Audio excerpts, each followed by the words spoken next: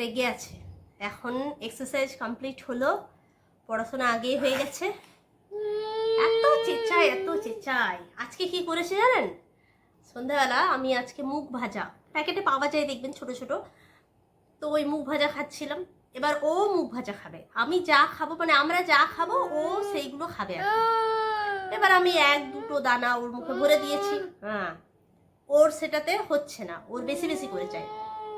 এইরকম আমি হাতে নিয়ে বললাম তুই তাহলে নিচে নিয়ে খা। এবার ও তুলে খাচ্ছে। মুখ তারা এত ছোট, বেচারা হাতে বেশি করে উঠছে না, ওই এক দুটো করে উঠছে। নিয়ে তারপরে আমার মা ফোন করেছে তখন। এবার আমি মায়ের সঙ্গে কথা বলতে ব্যস্ত হয়ে গেছি, আর হাতটা আমি এইরকম করেই রেখেছি, আর হাতে অনেকগুলো মুখদানা আছে।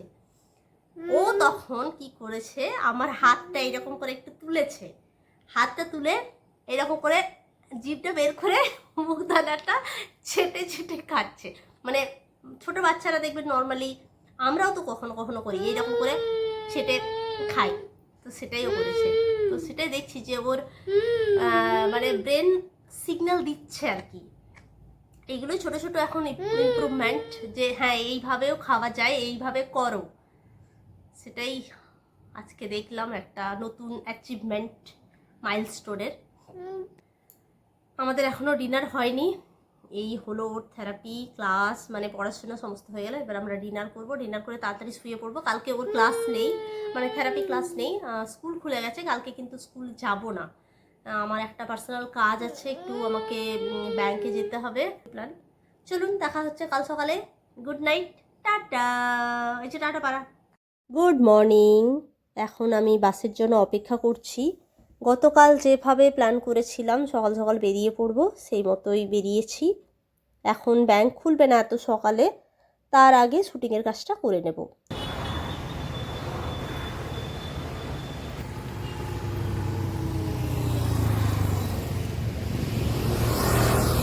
আগে আমি কিন্তু এইরকম ছিলাম না। এই জায়গা, এই কেরালার এনভায়রনমেন্ট, এখানকার ডেইলি লাইফ, এখানকার সমস্ত কিছু আমাকে একটু একটু করে বদলেছে। তবে আমি কি একদম বদলে গেছি সেটা নয়। এখানে অনেক কিছু জিনিস যেগুলো আমার ভালো লেগেছে, সেগুলো আমি নিজের মধ্যে ধারণ করেছি।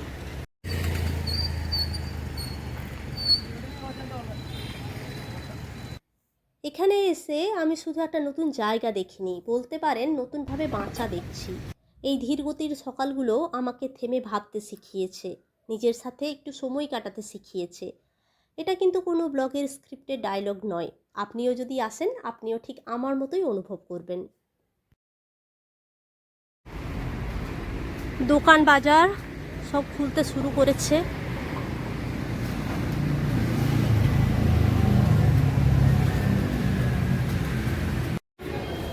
কারোর এই সাইকেলটাই জীবিকা। এই যে দাদু এই সাইকেলে করে টিকিট বিক্রি করেন। মাছ বাজারও খুলেছে।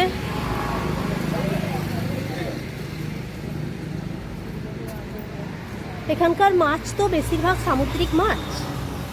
আমি যত রকমের মাছ চিনি তার মধ্যে এটা হচ্ছে মাত্তি, এটা চূড়া, আমাদের ওই মোরলা মাছের মতো। আর এইটা, এই মাছটা ইদো মীন ಎಂದ പേര ইদো ইদো ಎಂದ চূড়া പിന്നെ ইদো চূড়া, ইদো চূড়া, চূড়া। এই সমস্যা উচ্চারণে, চূড়া, এটা চূড়া। আমাদের ওই কি বলে আপনাদের ওই মোরলা মাছের মতো। তারপর এটা আইলা, আর এটা হচ্ছে আমাদের সেই ভোলা মাছ। এই মাছটা কিন্তু খুবই ভালো লাগে খেতে।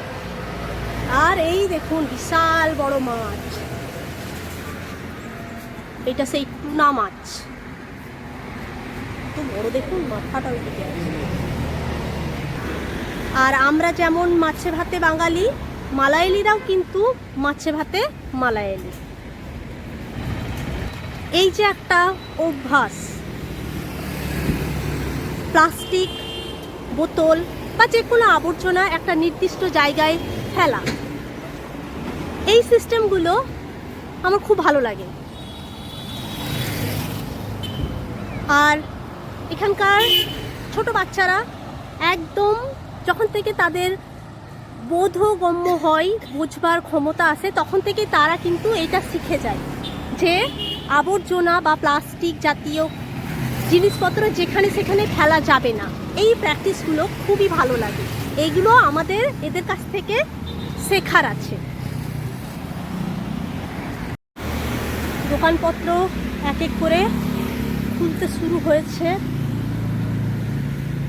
এই জায়গাটা হচ্ছে মফস্বল এরিয়া।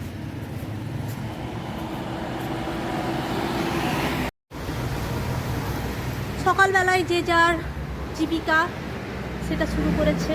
এই যে ভাই এখন কাপড় ইস্ত্রি করছে।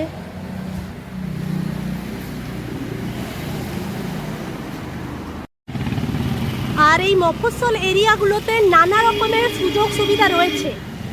এই যে আপনারা দেখতে পাচ্ছেন হোম নার্সিং সার্ভিস, তারপর হোম কেয়ার সার্ভিসের জন্য এখানে লোক পাওয়া যাবে।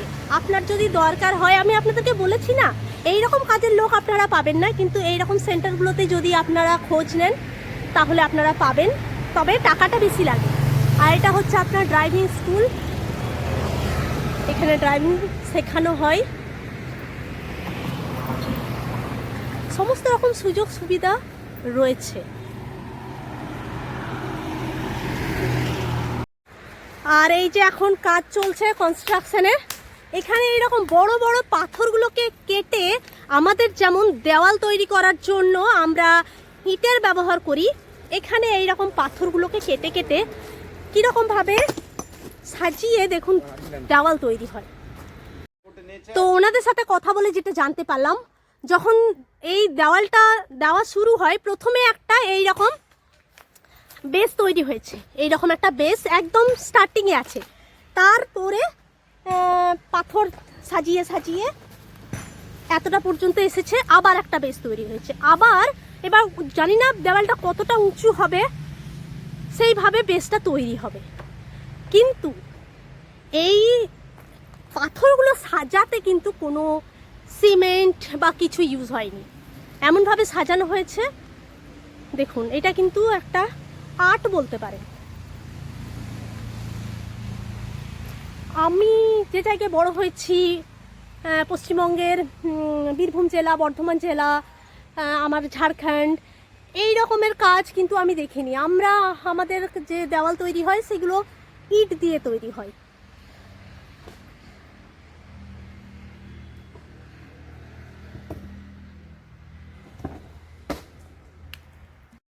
और ये ब्रिक्स सॉरी ये स्टोन किधर से आता है?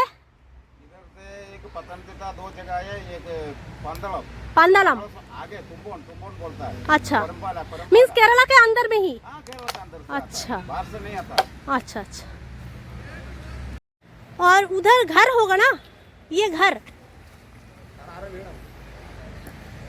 ये ऑनर का, हाँ ওই যে বাড়িটা রয়েছে, হ্যাঁ ও অনার হ্যাঁ, হ্যাঁ ওই বাড়িটার মানে উনি মালিক, এই বাড়িটা উনি বানাচ্ছে, বাড়িও হচ্ছে আর এদিকে দেওয়ালেরও কাজ চলছে।